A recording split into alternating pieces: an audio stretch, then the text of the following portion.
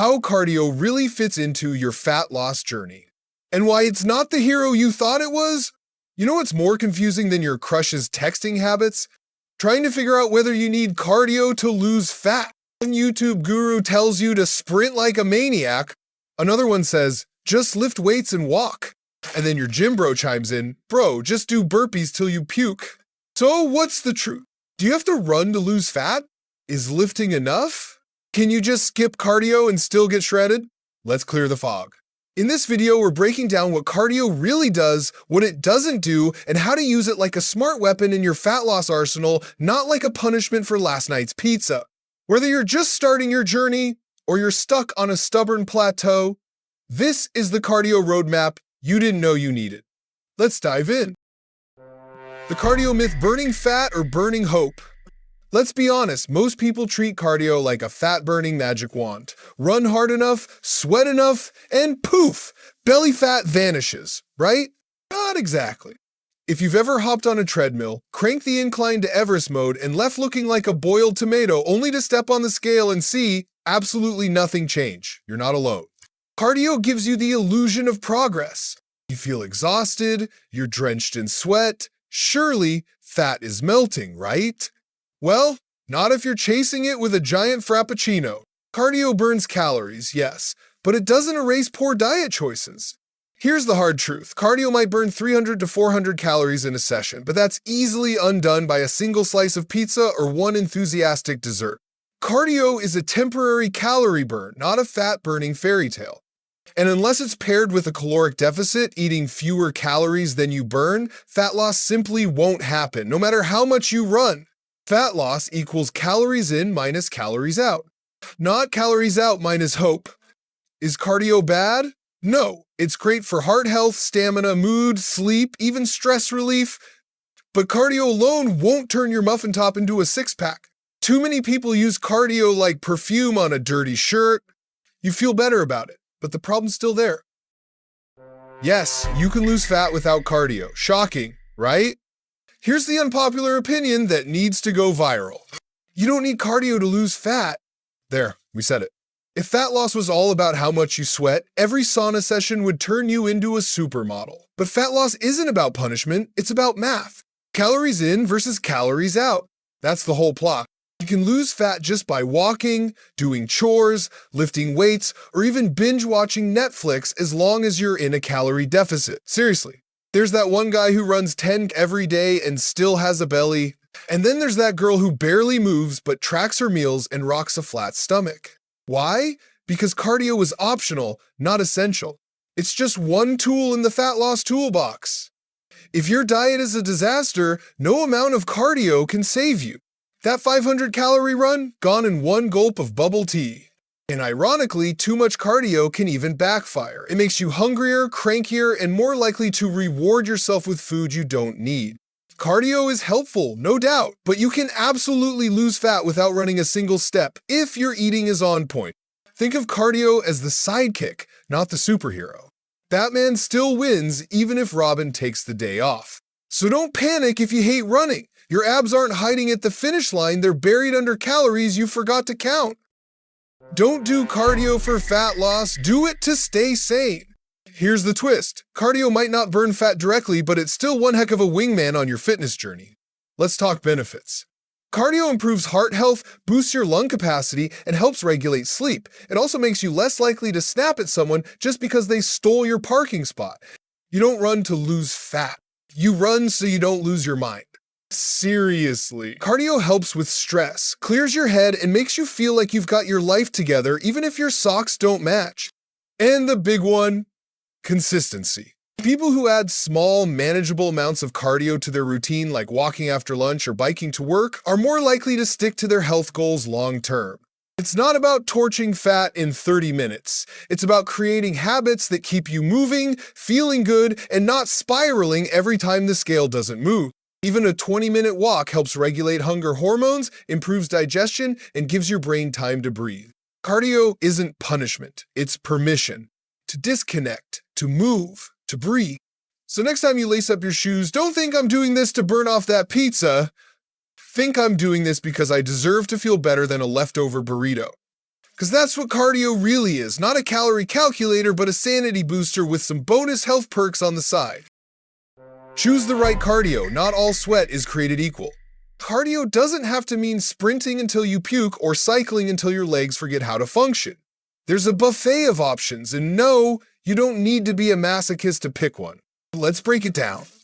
Running, great calorie burn, but hard on the knees. Perfect if you're training for a zombie apocalypse. Cycling, lower impact, good for endurance. Bonus, you get to sit. Jump rope, insane calorie burn per minute, but prepare for your calves to file a complaint. HIIT, fast, intense, effective, and kind of makes you question all your life choices. Walking, the underdog. Low stress, easy to recover from, and super underrated. Walking isn't just walking, it's stealth cardio. No gym, no gear, no drama. It's the most sustainable, beginner-friendly, joint-saving cardio out there. You can do it anywhere on a lunch break while calling your mom, or even just pacing around your apartment like you're trying to avoid responsibilities. You don't need to go beast mode every time you move. In fact, going hard too often leads to burnout, injury, or straight-up quitting. Pick what works for you, something you don't hate, something you might even enjoy. The best cardio isn't the one that burns the most. It's the one you'll actually keep doing. So before you force yourself into a 5 a.m. boot camp that makes you cry inside, maybe try a walk with headphones. In comfy shoes. Because moving your body shouldn't feel like punishment, it should feel like freedom. The real MVP strength training plus diet equals fat loss goal. Let's set the record straight. If cardio is the backup dancer, then strength training is the Beyoncé of fat loss. Want to change your body shape? Cardio won't cut it, but lifting weights? That's the game changer. Lifting doesn't just build muscle, it preserves it while you're in a calorie deficit. Why does that matter? Because when you lose weight without lifting, your body happily burns both fat and muscle. And losing muscle is like downgrading from a Tesla to a tricycle. It slows everything down. Muscle is metabolically active tissue. It burns more calories at rest, keeps your body firm, and gives you that I look fit even in a t-shirt vibe. So if your goal is to look lean, not just weigh less, weights are non-negotiable. And don't worry, lifting won't make you bulky overnight. That's like worrying one piano lesson will turn you into Mozart. You're not too old, too weak, or too late. You're just one dumbbell away from transformation. Pair that with a well-managed diet, nothing extreme, just consistent, and you've got the ultimate fat-burning combo.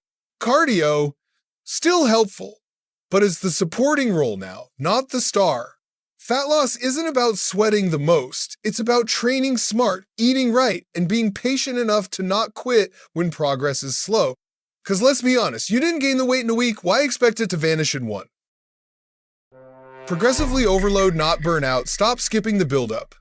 Let's talk about one of the most abused concepts in fitness, go hard or go home. Cool slogan, terrible long-term strategy, your body isn't a microwave. It doesn't get results in 30 seconds.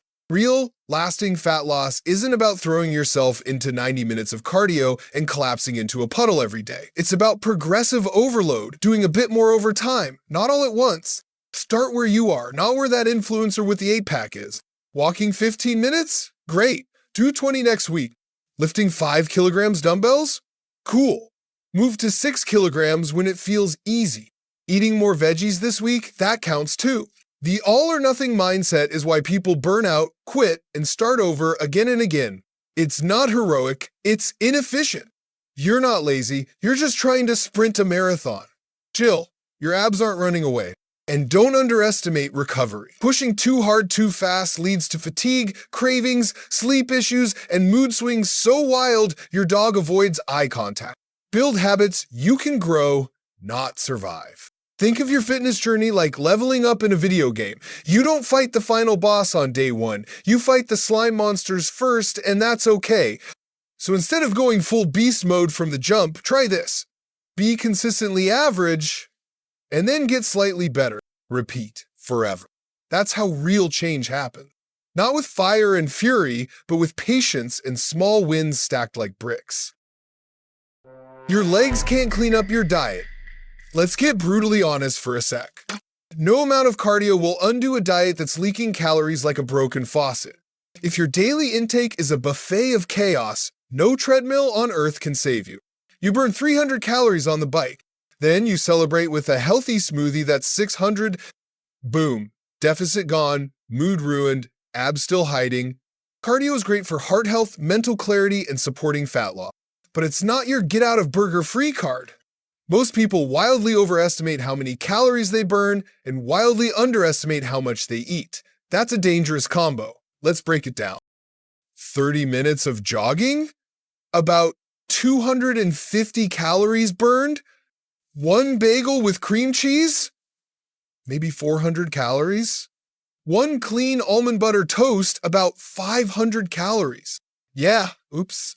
It's not about guilt, it's about math. Fat loss is a numbers game, and your fork is the calculator. That's why managing intake is king. Track it, plan it, or at least be mindful. Because the sneaky bites, weekend feasts, and just a taste moments, they add up fast. Cardio is not a punishment for eating, and food is not a reward for cardio. You don't need to starve, you don't need to suffer, but you do need to stop expecting cardio to clean up your nutritional mess. So next time you think, I'll just burn it off later.